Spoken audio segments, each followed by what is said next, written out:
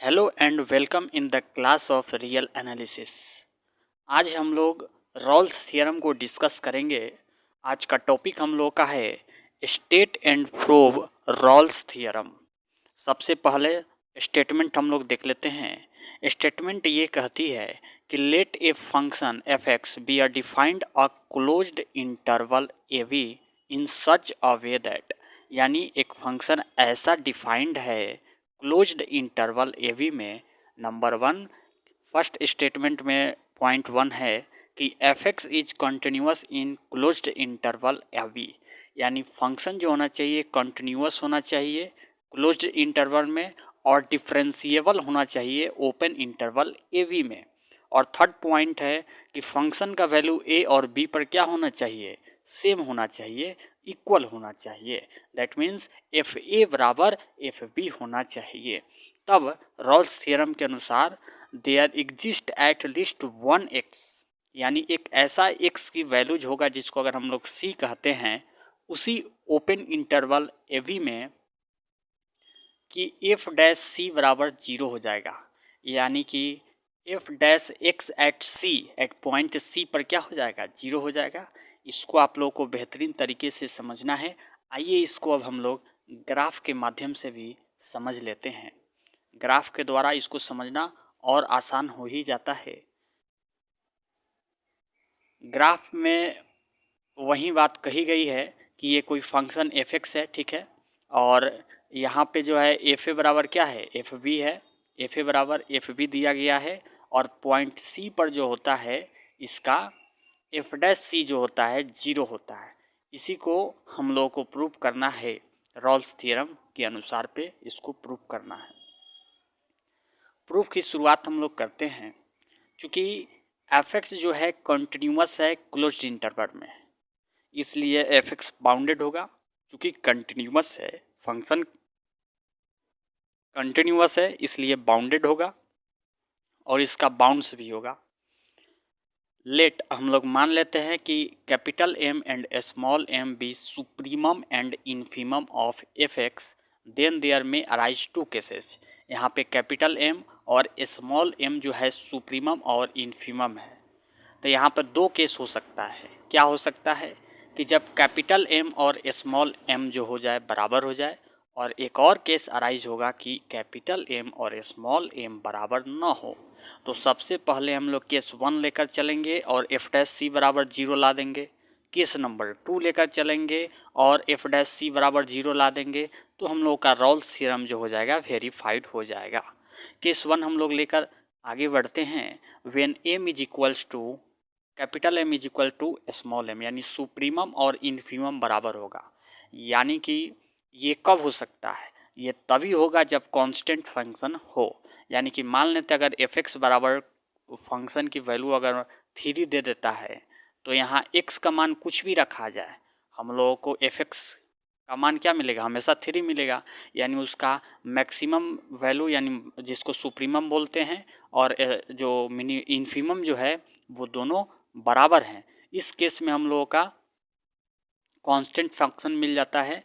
तो constant functions का जो डिफरेंशिएशन क्या होता है, जीरो होता है। इसलिए एफ डैश एक्स बराबर जीरो हो जाएगा for all values of x belongs to open interval A b. ये जो है हम लोग का जब सुप्रीमम और इन्फीमम बराबर हो तब तो हम लोगों ने एफ डैश एक्स बराबर जीरो प्रूफ कर दिया। अब जब बराबर नॉट इक्वल हो तब क्या करेंगे, उसको हम लोग प्रूफ करने का अभी प्रयास करेंगे। जब बराबर नहीं हो, when supremum is not equals to infimum, then at least one of capital M and small m will be different from FA and FB। यानी कि सुप्रीमम चाहे इन्फीमम दोनों में से कोई एक ऐसा पॉइंट ज़रूर होगा, एक ऐसा ज़रूर होना चाहिए जो कि FA के बराबर नहीं होगा। तो हम लोग क्या मान के चलते हैं, हम लोग अपना से मान लेते हैं कि capital M is not equals to function of at a point. चूँकि एफ एक्स इज कंटिन्यूअस है क्लोज्ड इंटरवल में, एफ एक्स क्या है, कंटिन्यूअस है क्लोज्ड इंटरवल में, इसलिए इसका सुप्रीमम एग्जिस्ट करेगा। और हम लोग मान लेते हैं कि एक पॉइंट सी है जो कि इसका सुप्रीमम है। एफ सी का मान क्या है, एम है, एम क्या था, सुप्रीमम था, बट हम लोगों का एम ना एफ ए है और ना ही एफ बी है, इसलिए सी बराबर नॉट होगा, नॉट इक्वल्स टू ए होगा और ना ही सी बी के बराबर होगा। तो C belongs to A B है, the F C is supremum of F X in closed interval A B, इसलिए F x is less than और इक्वल टू सी, क्योंकि एफ सी सुप्रीमम है तो एफ एक्स का प्रत्येक वैल्यू जो होगा इस सुप्रीमम वैल्यू से छोटा होगा। ये हम लोग का इक्वेशन नंबर 1 है।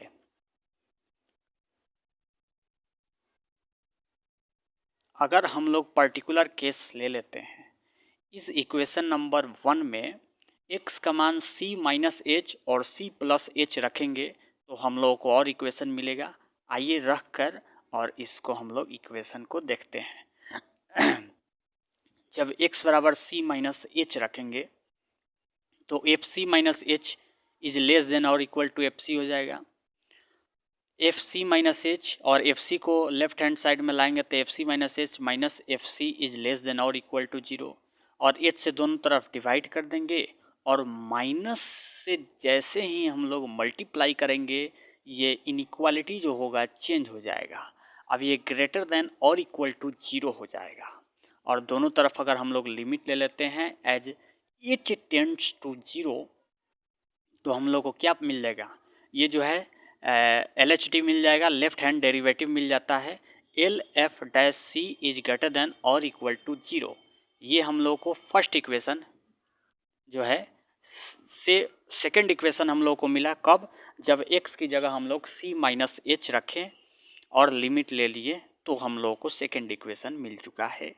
अब जो है x की जगह c प्लस एच रखते हैं, जब c प्लस एच रखेंगे तो F C plus H is less than और इक्वल टू एफ सी हो जाएगा। इसको लेफ्ट हैंड साइड में ले जाएंगे, एच से डिवाइड करेंगे, लिमिट ले लेंगे, ये हम लोगों को राइट हैंड डेरिवेटिव यानी आर एफ डैश सी के बराबर होगा और ये लेस देन और इक्वल टू 0 है। अब जो है हम लोग जानते हैं कि एफ एक्स डिफरेंशिएबल है ओपन इंटरवल में, तो एफ डैश सी जो है एग्जिस्ट करेगा, इसलिए left hand derivative right hand derivative और एफ डैश सी क्या होगा, इक्वल होगा। अब इक्वेशन 2 और 3 और 4 से हम लोग क्या प्राप्त करते हैं कि left hand derivative right hand derivative 0 के बराबर होगा और एफ डैश सी भी 0 के बराबर होगा। तो यहाँ से हम लोगों को ये कंक्लूजन निकालते हैं कि एफ डैश सी बराबर क्या हो जाएगा, 0 हो जाएगा यहाँ से। हेंस रॉल्स थियरम जो हो जाएगा वेरीफाइड हो जाएगा फॉर ऑल वैल्यूज। किसके लिए ये होगा, for all values C belongs to open interval A B. इसको ग्राफिकली भी हम लोग समझ चुके हैं, यहाँ ग्राफ दिया गया है, आप इसको देख सकते हैं और एग्जामिनेशन में ग्राफ ज़रूर बनाएं ताकि फुल अंक मिल सके। अब इसका ज्योमेट्रिकल सिग्निफिकेंस भी हम लोग देख ही लेते हैं। रॉल्स थ्योरम ये कहती है, रॉल्स थ्योरम क्या कहती है, रॉल्स थ्योरम का कहना है, Rolle's theorem says that if a function y बराबर F x is continuous in the closed interval, यानी फंक्शन जो है कंटिन्यूस है क्लोज इंटरवल में, यानी टूट नहीं रहा है बीच में फंक्शन, और ये डिफरेंशिएबल है ओपन इंटरवल ए वी में, तो एक ऐसा पॉइंट सी मिलेगा, कम से कम एक पॉइंट सी मिलेगा जहाँ पे एफ डैश सी बराबर 0 होगा, यानी कि वो उस पर खींची गई टेंजेंट जो होगा क्या हो जाएगा, वो एक्स एक्सिस के पैरेलल हो जाएगा। यही जो है geometrical significance of Rolle's theorem है। अगर हम लोग इसको आप लोग स्क्रीनशॉट ले लें और इसको एग्जाम में लिख लीजिएगा, मैं आपको समझा देता हूँ कि ज्योमेट्रिकल सिग्निफिकेंस ये कहना क्या चाहता है कि एफ एक्स क्या होना चाहिए, कंटिन्यूस होना चाहिए ए बी में, एफ एक्स कंटिन्यूस होना चाहिए क्लोज इंटरवल ए बी में, और डिफरेंशिएबल होना चाहिए ओपन इंटरवल ए बी में, और फंक्शन ए और बी पर जो होगा वो बराबर होगा, तब एक ऐसा सी होगा, कम से कम एक से ज़्यादा हो सकता है कोई दिक्कत नहीं है, लेकिन एक ज़रूर होना चाहिए एक्स का एक ऐसा वैल्यू अगर उसको हम लोग सी कह दें तो उस पर उसका डेरिवेटिव क्या हो जाएगा, जीरो होगा। जीरो होगा मतलब उस पर खींची गई टेंजेंट क्या हो जाएगा, एक्स एक्सिस के पैरेलल होगा। यही जो है हम लोगों का ज्योमेट्रिकल सिग्निफिकेंस है। तो इस वीडियोज में हम लोगों ने रॉल्स थियरम के स्टेटमेंट, प्रूफ और उसका ज्योमेट्रिकल सिग्निफिकेंस देख लिए, जो कि कॉलेज एग्जामिनेशन से बहुत ही मोस्ट इम्पॉर्टेंट क्वेश्चन है और इसे पूछे जाते हैं। Thanks for watching this video. फिर मिलेंगे हम लोग किसी नेक्स्ट वीडियो में। वीडियो अच्छा लगा तो लाइक अवश्य कीजिएगा। Thank you so much.